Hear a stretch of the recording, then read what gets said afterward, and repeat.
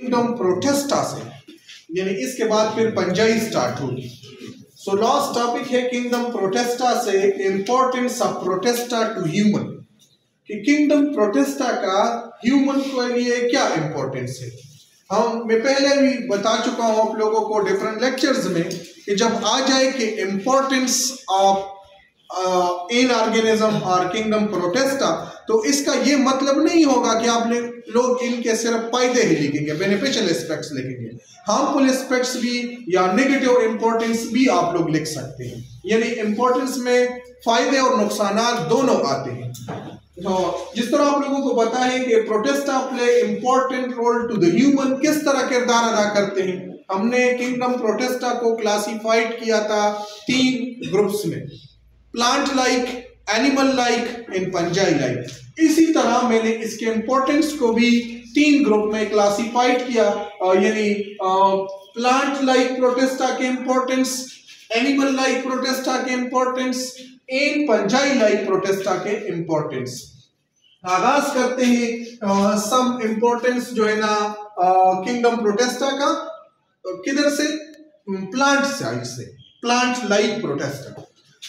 सबसे important, it is a source of oxygen for aquatic organism, यानी जितने भी ऑर्गेनिजम्स हैं जो इक्वेटिक है, जो पानी में रहते हैं। तो आपको बताते चलूं, पानी का 90% फोटोसिंथेसिस जो है ना, फोटोसिंथेसिस ये होता है किसके जरिए, अल्गी के जरिए, जो कि किंगडम प्रोटेस्टा से ताल्लुक रखते हैं। और अगर पूरे वर्ल्ड की हम बात करें तो पूरे वर्ल्ड का 1/4 photosynthesis occur through algae, and that algae during photosynthesis produce oxygen for aquatic organism, यानी वो ऑर्गेनिजम्स जो पानी में रहते हैं उनके लिए ऑक्सीजन बनाते हैं। जिस तरह के फिशेस वगैरह हैं, तो ये इस ऑक्सीजन पे सर्वाइवल करते हैं और वही फिशेस फिर ह्यूमन बीइंग यूटिलाइज करते हैं।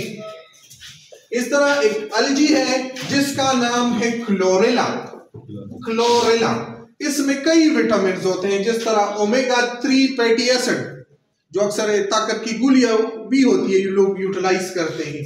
विटामिन, जिंक, आयरन एटसेट्रा, ये किधर से हासिल होते हैं, ये क्लोरेला अल्गी से हासिल होते हैं। कहने का मकसद है कि क्लोरेला अल्गी जो है ना, ये विटामिन का एक सोर्स है।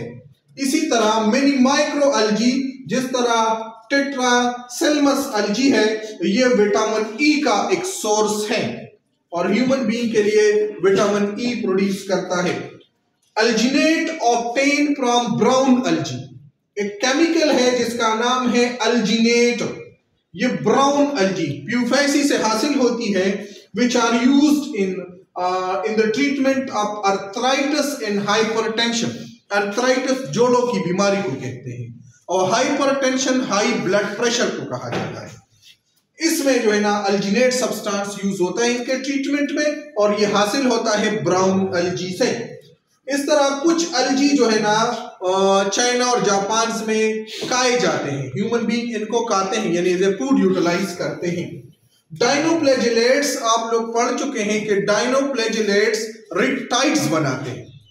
कुछ डाइनोफ्लैजिलेट टॉक्सिन्स खारिज करते हैं और वही टॉक्सिन्स जो है ना वाटर को रिड बना लेते हैं और इनको अनफिट बना लेते हैं फिशेस के लिए। अगर ऑब्टेन होता है, हासिल होता है रिड अल्गी से, जो कि टिश्यू कल्चर वगैरह में कल्चर मीडिया की प्रिपरेशंस के लिए यूज होता है। इसी तरह कैरगनीन हासिल होते हैं रिड अल्गी से, जो कि आइसक्रीम वगैरह में as a thickening agent use होता है। ये हो गए प्लांट लाइक प्रोटेस्टा के इंपॉर्टेंस। अब आते हैं एनिमल लाइक प्रोटेस्टा के इंपॉर्टेंस की जानिब। आप लोगों ने पढ़ा है काइनिटोप्लास्टिड में ट्रिपनोसोमा। ट्रिपनोसोमा अपेरिकन स्लीपनेस या ट्रिपनोसोमियासिस भी इसे कहते हैं। ये डिजीज ह्यूमन बीइंग को काज करते हैं। इस तरह जियर्डिया काज जियर्डियोसिस, ये भी एक पैरासाइट है जियर्डिया, जो जियर्डियोसिस काज करती है, जिनके डायरिया टाइप सिम्टम्स लेके आते हैं।